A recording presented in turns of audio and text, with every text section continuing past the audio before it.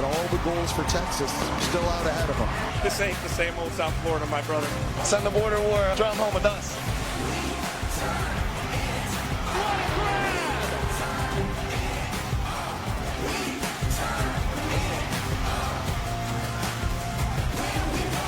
Bill Belichick, it is his first win at the collegiate level. And this is what makes college football so special. Tonight belongs to Oklahoma. It's a big win for this program. It is a big win for that program. How about Paul Finebaum and Heather Dinich with us this morning? Heather, I'm going to start with you here. The Sooners get the win in the only ranked matchup of the week. That's the good news. Why, though, is there still a question mark surrounding this Sooner team? Well, because quarterback John Mateer cannot do everything for them. And that's what he did against Michigan. Look, he drew rave reviews. He's a tough quarterback. He ran well. He led the team in passing and rushing. And this is behind 4 new starters on the offensive line. But it's only going to get more difficult. ESPN's FPI gives them less than a 50% chance to beat Texas, South Carolina, Ole Miss, Tennessee, and Alabama. So if they're going to prove our computers wrong, they've got to get some more going from the ground game beyond Mateer. You know, I like proving computers wrong, Randy and everyone else. You know what?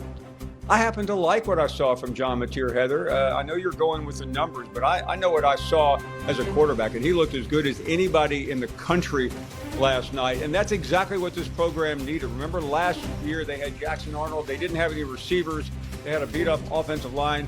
They're still a work in progress, but this was the biggest win on the biggest game of the year for them and the biggest win because it gives them momentum. And last year they lost to Tennessee in this spot, and they could never get going, and they had a terrible season. Paul, Florida, they fell to South Florida. What does this loss mean for head coach Billy Napier?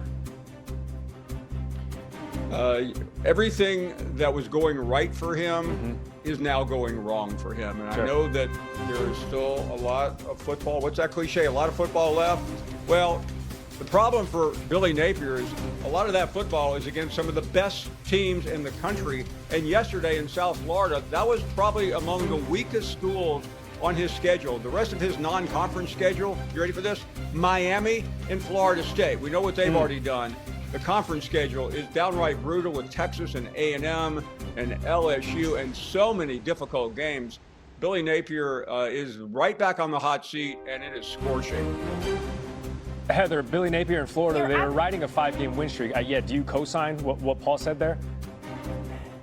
Absolutely. And Napier knows this. He said as much after the game. He put themselves in that position, and the conversations are real because as much as we speculate about other coaches being on the hot seat, Napier's buyout is about $20.4 million. The school would owe him half of that in the first month, but the magic number here for Napier is 20. He's 20-20 in his first 4 seasons. That $20 million buyout is manageable. So this is a team that is facing a ton of pressure. Florida next, heading to 3rd-ranked LSU before traveling to 5th-ranked Miami. Paul Finebaum, Heather Dinich, thank you for the insight. Hey, we're just going to Big Sean this thing and bounce back because last week we took an L, right? How about Dabo and company? Actually, they struggled against Troy. They were down 16-0 at one point, but order was restored. Goose Crowder throwing out of his end zone. Talk to me, Goose. You know, the plaque for the alternates is in the women's room. That is Ricardo Jones. Off his... It hit the defender's back. Right off his little toe. It hit his own little bounce. Right to the teammate, Ricardo Jones. And then Kate Klubnik making it pay off. That's a great ball. What you have to do is you hold that ball in the belly of the running back. Bryant Wesco Jr. has a 26-yard touchdown. Wesco, how about 34 yards? This is a moon ball. That thing brought rain. What'd you say? Like little Luke Bryan. Little Luke Bryan. Because you know what that brings? I'm Luke Bryan. 196 yards, 2 touchdowns for Klubnik. Clemson went 27-16. Will Bama bounce back, taking on Louisiana Monroe? The answer, yes. They scored on all 11 offensive drives. No Ryan Williams, though, still in concussion protocol. 3 different players, 3 different Crimson Tide threw multiple touchdown passes. Ty Simpson, your starter. a perfect 17 for 17, 226 yards, 3 touchdowns through the air, a touchdown on the ground. Alabama wins. It was close, 73-0. Oh, okay.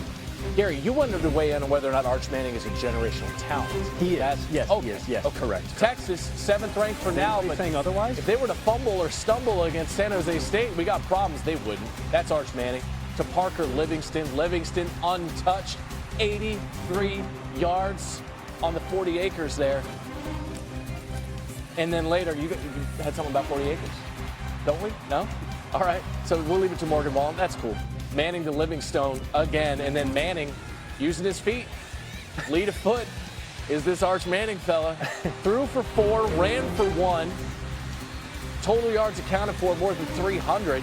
Texas, 38-7. They get right. But San Jose State did cover, is all I'm saying. That's true. Yeah. Paul Finebaum, Great call. demanded to be back on the program, so when he asks, we deliver, and now you reap the rewards. It's Paul in, it's Paul out. We just saw the Arch Manning highlight, so let's get right to it. Arch Manning still a legit Heisman contender. Paul in or Paul out? Okay, I'm in, and I know the critics are going to ridicule me, but I don't care anymore, guys. I am staying with Arch Manning. He has not been perfect, but the Heisman doesn't get voted on until December, so let's quit all this. He's out of the Heisman race after a bad loss. He can come back. I think yesterday was exactly what he needed, and keep your eye on him. Remember that name, Arch Manning. Remember the name. Yeah, we got it. Thank you, Paul. What about LSU? Paul in or Paul out? LSU is the best team in the conference, Paul. As I was saying, I'm all in on Texas. Oh, LSU. I'm in on LSU right now, guys. They are the best team in the country because they have the most significant win. There's been some good wins in the SEC, like Mississippi State last night, but I'm not ready to move them up. But I am ready to put LSU for now. But look out for Georgia. They play Tennessee this weekend. Florida, I think we could move to the back of the line. Oklahoma's moving up. Alabama's not going anywhere, so count me in. All right, not featured on that graphic, Florida State. They win again, 77-3 against East Texas A&M. That being said, though, Paul, Florida State back? Paul in or Paul out? I'm in. I'm a little bit disappointed they gave up that field goal. I thought it was going to be perfect, but Florida State is back. Mark it down right here. Sell all your stock and everything else. Listen, they have a long way to go, but I think Mike Norvell restocked his roster, and they're looking legitimate. They do have a couple of big games ahead, though. All right, as for that other team in the Sunshine State, how about Florida? Their next 4 games, Paul, will end their playoff hopes. You Paul in or Paul out? How about did you ask me, did last night end their playoffs hope or the next 4 games? Because last night put them underground, and I am very much in on that. Thanks for asking me an easy question finally after a couple of weeks. This team is one in turmoil. Look at this. What kind of schedule did they get? They scheduled Miami and Florida State as non-conference and USF, and they already lost that. There doesn't look to be any light at the end of the tunnel, and that's just part of the schedule. They still have Georgia down the road, Florida State down the road, and Ole Miss. Should I continue on, or do you smell a 500 or losing record for Billy Napier? Yeah.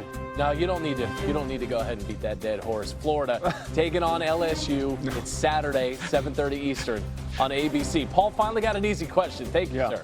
Hey, for being 2 of the most storied programs in history, we get 2 firsts. First regular season meeting between these 2 programs, and for Michigan, their first ever road game against and at an SEC school. Not against, but just at an SEC school. Let's start things off. John Mateer to Deion Burks. The end around, let's get it in. Sooners up 7-0. It was the only ranked matchup we got yesterday. Bryce Underwood, the true freshman, looking to get it to Justice Haynes. What happened? Haynes coming out of the backfield, and it wasn't Justice Haynes. He was trying to get out to his wideout, but it's Justice Haynes and Bryce Underwood getting at it at one another. Michigan, they missed a field goal on the next play, so it stayed a 7-0 deficit. Meanwhile, the Wolverines scoreless in the first half for the first time since 2020. Bryce Underwood, 9-24, 142 yards. More importantly, right, Coach Venables had the blitzes coming. He was 0 for 8 against the blitz. First play, though, of the second half is Haynes, 75 yards to the crib, 125 yards on the day, 1 touchdown. Michigan cuts the deficit in half. It's 14-7. In the third, couple minutes into it, it's Mateer, Isaiah Satania, atoning for an early game drop that would have moved the sticks. 21 for 34 from Mateer, 270 yards. Same drive, it's Mateer getting it done. The transfer from Washington State, 1 passing score, 2 rushing score. Oklahoma up 21-7. What can Underwood do? 5 minutes to go in the third. Donovan McCulley or David Tyree, you tell me. Up over the defender, ball sticks to the helmet. Michigan gets a field goal out of it. Still, it's 21-13. 10 minutes to go in the fourth, and this is where Mateer and the Sooners and this offense put it away, thanks in large part to a 16-play, 78-yard drive that most importantly ate up 8.5 minutes of game clock. You saw Mateer getting it done with his legs, 19 carries for 74 yards. That is a team high, and Oklahoma takes care of business. The first regular season meeting against Michigan, winners 24-13. All right, we knew a ranked team would lose in that one. What about in this?